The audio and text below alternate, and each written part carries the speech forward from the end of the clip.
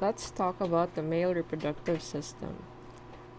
For the males, the paired testes produces both sperm and androgens, the hormones that support male reproductive physiology. The most important male androgen is testosterone.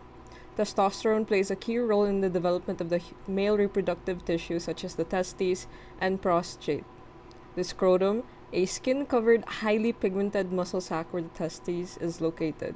The testes are the male gonads, and that is the reproductive organs. They produce both sperm and androgens. Sertoli cells secrete signaling molecules that promote sperm production and can control whether germ cells live or die. The epididymis, a coiled tube attached to the testes where newly formed sperm continue to mature. During ejaculation, sperm exit the tail of the epididymis and are pushed through smooth muscle contractions to the ductus deferens, also called the vas deferens. It is a thick muscular tube that is bundled together inside the scrotum with connective tissue, blood vessels, and nerves into a structure called the spermatic cord. The function of the male reproductive system is to produce sperm and to transfer them to the female reproductive tract. Now let's talk about the female reproductive system. The females have the uterus, which hosts the developing fetus, produces vaginal and uterine secretions, and passes the anatomically male sperm through the fallopian tubes. The ovaries produce the anatomically female egg cells and produce and secrete estrogen and progesterone. These parts are internal. The vagina meets the external organs at the vulva, which includes the labia, clitoris, and urethra. The vagina is attached to the uterus through the cervix, while the uterus is attached to the ovaries via the fallopian tubes. At certain intervals, the ovaries releases ovum, which is passed through the fallopian tube into the uterus. If in this transit it meets with the sperm penetrates and merges with the egg, fertilizing it. Fertilization occurs in the oviducts, or the uterus itself.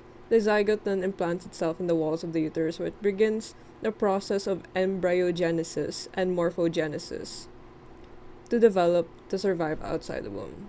The cervix dilates, and contractions of the uterus propel the fetus through the birth canal.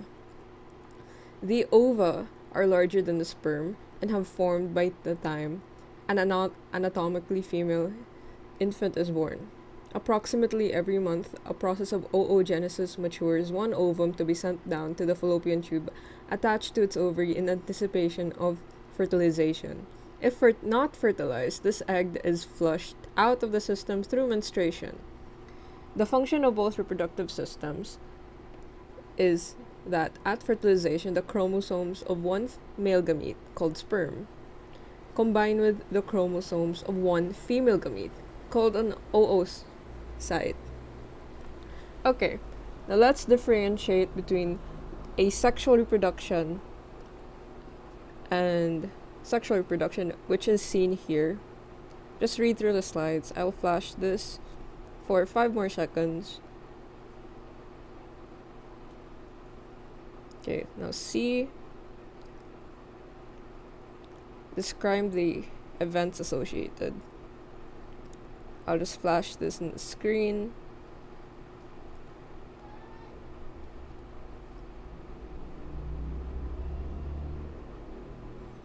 For the rest of the questions, I'll just flash it in the screen. Describe the events of human fertilization under childbirth. I'll just flash this for a few more seconds.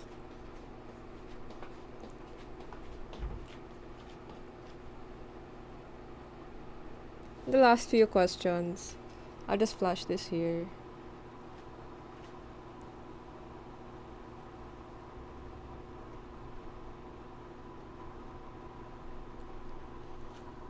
Okay, that's my project on reproduction.